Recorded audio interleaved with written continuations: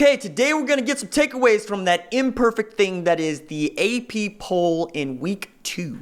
And all that's coming up after the bumper. What's up, kidfolk? It's RJ Young. I am not on a step mill. Consider hitting the like and subscribe button because I upload a video every single day. It's always OU related, college football related, sports related. We have a good time today. Takeaways from week 2 of the AP poll. We have played 1 week of football games and nearly everybody in the top 25 won. If you don't know who won, what are you even doing on this channel? But, whatever. The top 7 remain unchanged. Clemson at 1, Bama at 2, Georgia at 3, Oklahoma at 4, Ohio State at 5, LSU at 6, which means big things. We've got a top 10 matchup coming up. Michigan at 7, and then Notre Dame moved up to 8. I don't buy it because I thought that Louisville team took them, as hard as I know they covered the spread. All right, because the spread was 18, they won by 18. I get all of that, and I get that they turned on the juice a bit in the second half of that ball game, but Ian Book didn't look good. The defense didn't look great, and Juwan Pass, as good as we wanted him to be, he just ain't that good. But Brian Brown is really good at coaching defense, and Scott Satterfield is really good at calling plays. I would even say that he was better calling plays offensively than offensive coordinator at Notre Dame. That said, they beat Louisville. They beat them in the box score resoundingly. So we're stuck with Notre Dame at number 8. Texas at number 9. They got a big win against La Tech. They covered as well. Lots of folks are high on Sam Ehlinger, and I get that you like parts of the offense, but they're down to one scholarship running back. They moved the third-string quarterback, Roshan Johnson, over to play tailback because Jordan Whittington needs surgery. Keontae Ingram needs to be wrapped up in bubble wrap, but you got to play them both against LSU. My God. LSU is given 5 on the road to Austin, and that defense is suspect at best for Texas. We'll see what that means. But they're at 9. Auburn's at 10. A lot of people putting a lot of stock into that come-from-behind victory to beat Oregon late. Bo Nix did not play great, but he got a W, which showed some moxie.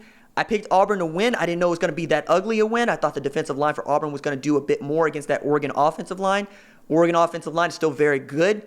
They don't have the full assortment of receivers that they wanted to have for Justin Herbert, who looked good, right? Looked good. C.J. Verdell looked good. Defense looked like it was unafraid of Auburn throwing the ball, and why should it be? But Auburn leapfrogs from 16 to number 10 after that win. Florida at number 11. We all know how we felt about that Miami game, but there you are. A&M at number 12, staying pat. They have an opportunity to move up in a big way when they travel to Death Valley, where they got a dude named Jared Hawker who has decided to use the bulletin board material, say underdog's going to win. Y'all are getting 19.5 points on the road to Death Valley against not just a Clemson team that is great, but a Clemson defense that is great. They seem to just reload at defensive line. And Travis Etienne needed all of 12 rush attempts to rush for 205 yards. Good luck, Aggies.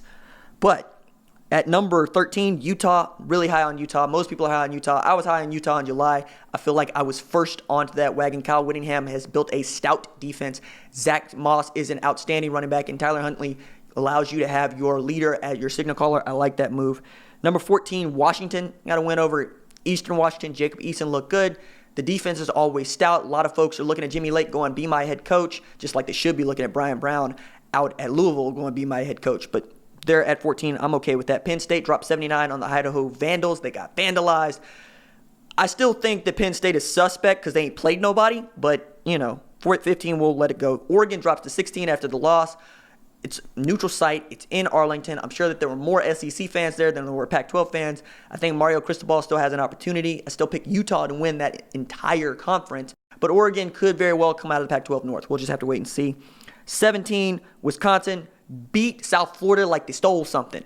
All right, Jonathan Taylor is healthy, and as long as he is, Wisconsin has an opportunity to remain in the top 25, if not sneak up and bite some people along the way. UCF at 18 is given 7.5 to Florida Atlantic, and I don't know what the bookies see there, but I don't see it.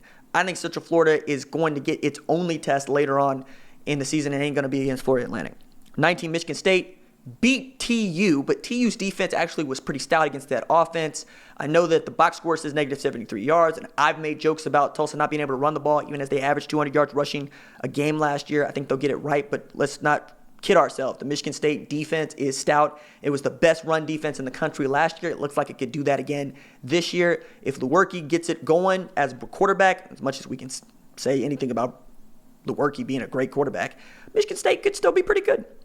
Number 20, Iowa. I mean, for however it is, Kirk Ferentz just finds a way to stay in this 20 range. I don't really get it. Syracuse beat Liberty like they stole something in the bizarrest head coaching debut I've ever seen. I say debut, season debut. Friggin' Hugh Freeze in a hospital bed in the coach's box with this excellent product placement with him holding a Diet Coke. Conducted a press conference from an LCD screen. It's bizarre. It's wild. It didn't help. You got beat down. Dino Barber's is doing a job up there at Syracuse. Washington State beat New Mexico State like they stole something. Mike Leach. Doesn't matter who the quarterback seems to be now. He can just go out there and win games. 23 Stanford. They actually squeaked out a win against Northwestern, losing KJ Costello. I'm all right with this. I'm fine with that. Boise State at 24 it needs to be there. Boise State went on the road about 2,500 miles in the other direction, had to go play at a true away game when they thought they were going to get a neutral site game against Florida State, came back from 18 down with a true freshman quarterback and Hank Bachmeier to get a W against the Florida State team. I picked to win. Most people picked to win. Most people picked to cover. Boise State needs to be there. They're going to be a problem in the Mountain West. Nebraska at 25, tied with Iowa State at 25. Iowa State is lucky that the Big 12 does not revoke its membership after needing triple overtime to beat Northern Iowa. All right? Iowa State fans, I'm sorry, but the only time you eat is when OU and Texas hand you a spoon. On the flip side, Nebraska, y'all are liable to get found out by Colorado this week. And for whatever reason, people really want Nebraska to be good. Because I can't remember the last time a 4-8 team was ranked inside the preseason top 25, let alone still in there after they needed to slog it out against South Alabama. Like South Alabama is some kind of juggernaut powerhouse. I don't get the Nebraska love, but I do know that everybody really wants Nebraska to be good. Matter of fact, they want it to be good the way that they want Texas to be good. And if there are two media darlings, if you want to put out your media conspiracy theory, because everybody's got a problem with the top 25 poll, I understand. It's got to be Texas and Nebraska. For whatever reason, everybody wants to be high on Texas and Nebraska except the people who actually watch Texas and Nebraska play with clear eyes, okay? There's nothing over there at Nebraska to be excited about except perhaps the defense, just a little bit, because those kids really want those black shirts. But Adrian Martinez is not the Heisman hopeful that you thought he was going to be. The fact that you even played Maurice Washington with everything that's got hung up on him speaks volumes about what you think about your running back group, all right? Dedrick Mills, I thought was going to get all the carries. No, still ran Maurice Washington 6 times. Those are my takeaways. I only got an issue with the Nebraska thing, and I understand the tie between them and Iowa State, and you had to put Boise State in there. But my goodness, watch Army. I know that they needed a 14-7 win to beat Rice and needed to win late, but they didn't really show anything because they didn't want to show anything. They know they got Michigan next, and they're going to Ann Arbor. And the last time that they lost was nearly a calendar year ago. All right?